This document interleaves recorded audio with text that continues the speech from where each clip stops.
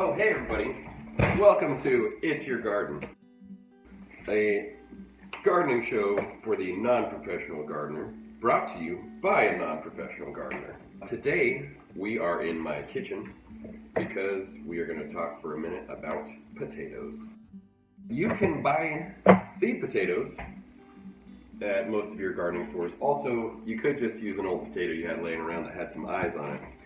I got these potatoes at the Joplin greenhouse, which is over off 32nd Street in front of the Food for Less.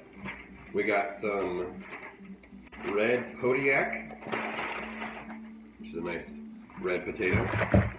We have Kennebec, which looks like kind of a regular potato.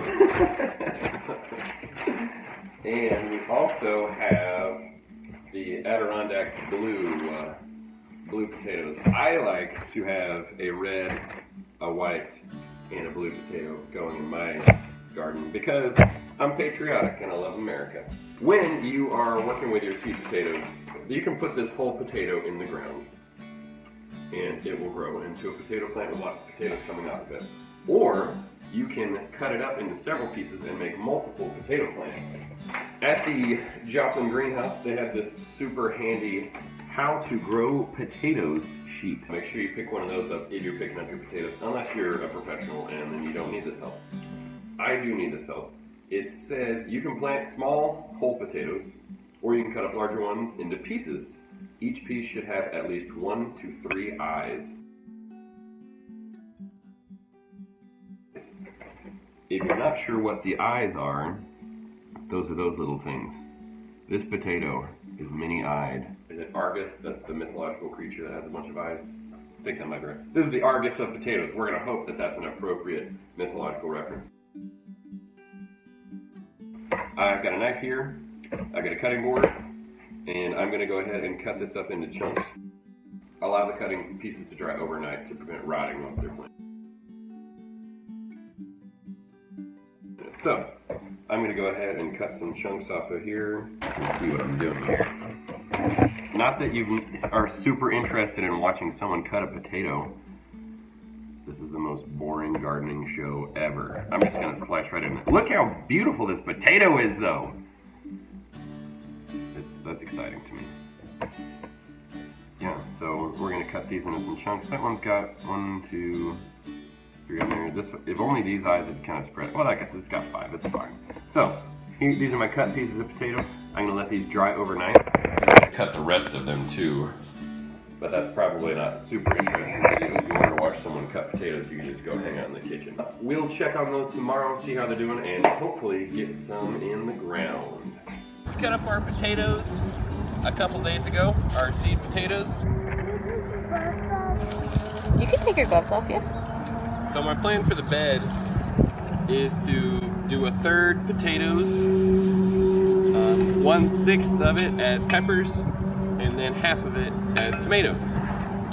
And I'm also going to plant some beans as a living mulch. They will grow in between all the other plants and hopefully shade the dirt and keep weeds from growing in. I've never used beans for that before, so we'll see how it goes. As per our directions, this is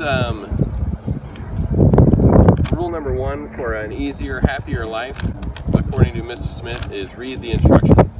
We got to plant the potatoes with the eyes facing up because the stems are going to grow up out of the eyes.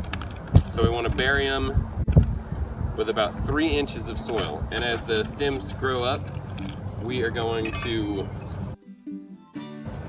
mound up dirt over them that is going to make more potatoes grow out of the same stem.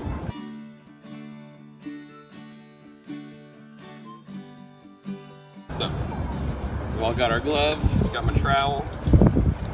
Go ahead and, I know what I'm gonna do. I'm gonna do red potatoes here, white in the middle, and blue on the end. That way I can always remember the order, red, white, blue, because America. It's a potato.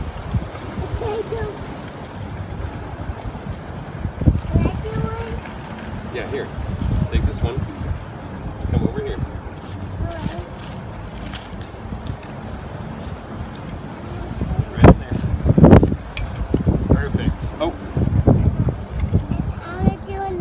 another one? All right. So we got our, oh man, I just put blue potatoes right there. What I meant was red, white, and blue. You wanna do that one? All right, which one you got? Okay, bring it over here. You can stop filming now.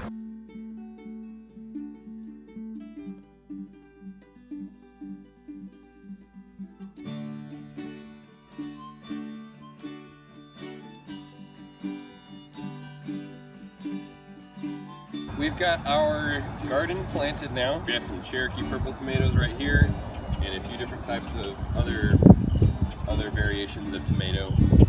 They're probably overplanted, by which I mean I've got too many and not enough space, but I got a little plant crazy.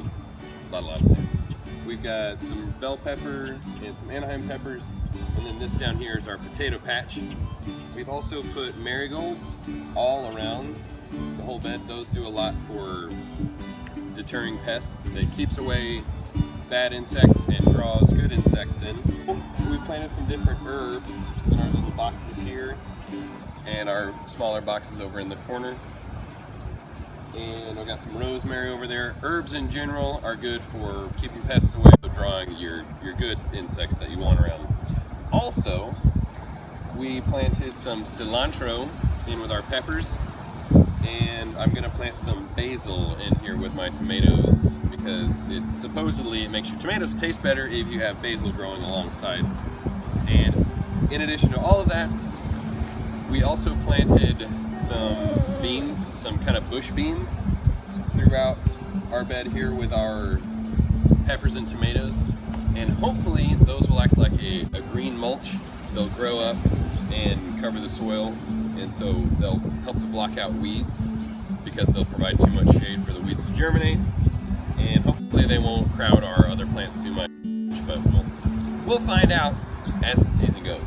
For now, thanks for watching. Hope you get out there and have some fun digging in the dirt because it's your garden!